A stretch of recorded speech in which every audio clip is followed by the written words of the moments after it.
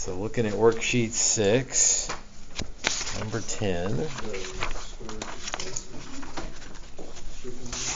Okay, if f of x is a third degree polynomial with zeros x equal root 2 and x equals 1, then f of x could be, well, if it's third degree, it should have 3 answers.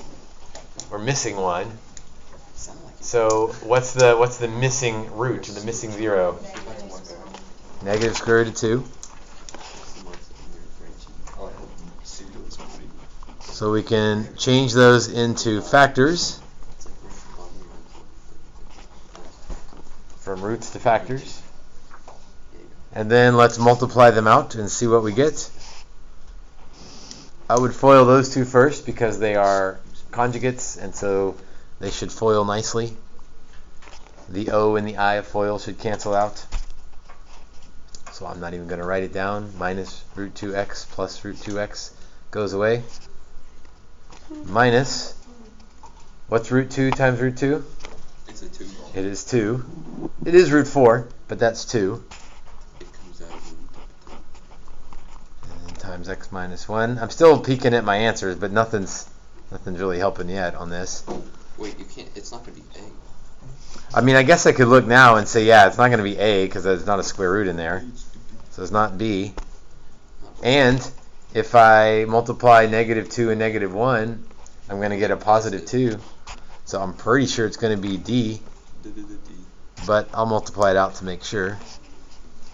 X cubed minus x squared minus 2x plus 2. Bingo. So yep, it was D. But yeah, on multiple choice, use the answers. Start looking ahead of time before you get your final answer, and you can start throwing some out, and that way if you're not sure, then maybe you can at least make a 50-50 guess rather than a 1 out of 5 guess. Other questions from worksheet 6? Number 9. Number 9. Solve. They made him one. Solve. Okay, that's just kind of generic. Like, how am I supposed to know what works?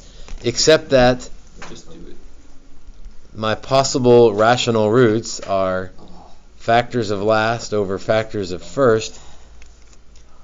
So, fortunately, well, I don't know. That's still 8 options, but it's better than 20 options.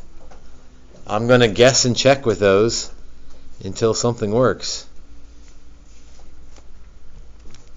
1, 1, 1, 3, negative 6. Let's start with 1 and hope for the best. That's right. 1. Again, we're just checking to see what works, hoping to find something. And again, how do we know if it works? What are we looking for? 0 for the remainder. It works. Multiply, add, multiply, add, multiply, add. Yes, nice. Someone be smart. So x equals 1 is one of our answers. And negative. How many answers are we supposed to have, by the way? 4. 4. So I should have 4 answers. The great news is once you get one of them, you can use those reduced coefficients. So it goes a little quicker once you find one. I'm going to say it's negative 1.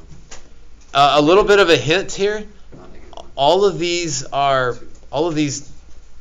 coefficients, my reduced coefficients, are positive. So if I use a positive number, I'm just going to get bigger and bigger. I'm never going to get to 0. So if I'm really paying attention here, 0. I definitely want to try a negative number because a positive number is only going to get bigger. That's never going to work. So let's try negative 1. 0. Oh, negative 2 works. Multiply, add, multiply. Uh-oh. It's negative 2. Bah. It says negative. So negative 1 did not work. Negative 2 works. So I'm going to use these coefficients and try negative 2. Again, it has to be a negative number because there's no way a positive would work. So 1 times negative 2 is negative 2.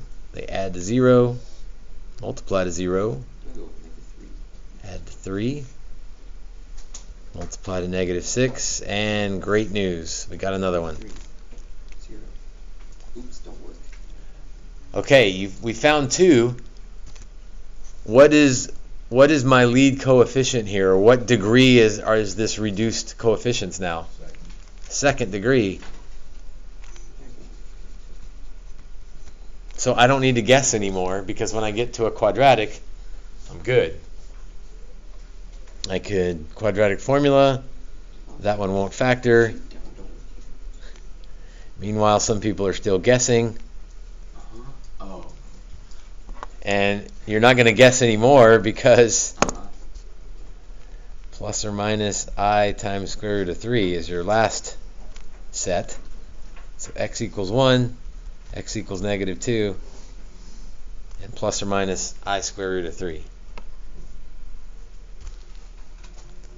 So that was a good example there. We guessed one right the first time, and then we guessed one wrong, then we guessed one right, and by that time we were down to an x squared, and you can always solve an x squared without having to guess. For that one, we could use the same positive rational roots for the second one. Will that always be the case? Yes. You mean once you get down to this reduced? Yeah, that's what I mean. Yeah, you're still guessing from the same set. Okay. Yeah, right? You could just group after the first and calculation. You sure could have. Yeah. So the observation was we could have grouped right there and factored by grouping.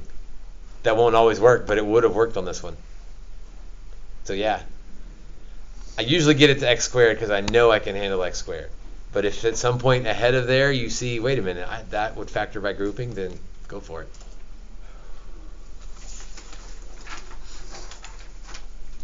Anything else from worksheet 6? Julia? Number 11. G of x is a 4th degree polynomial. So 4 answers, 4 roots. A double root of x equals 0. So there's 2 of the answers. A complex 0 of x equals I. And g of x could be. Okay, well, they've given me, how many zeros have they given me? I'll ask 2, you. 3. It's like, wait a minute. I guess it depends on what you mean by given, because here's 2, there's 3, but there's another hidden one. There's x equals -I. X equals -I. So yeah, I didn't really ask that question very clearly. They sort of gave me 2, they sort of gave me 3, and they sort of gave me 4. So x minus 0 is a double root, and then x minus I and x plus I. So that would be x squared plus ix minus ix minus I squared. It's just -1. +1. Which one? I heard -1 and +1 for Plus this. one. Negative times negative. Oh, yeah. I squared is -1. So yes, it's x squared plus 1. And then we still have an x squared out front. It doesn't exactly match my answers, but I think I can see that it's going to be B.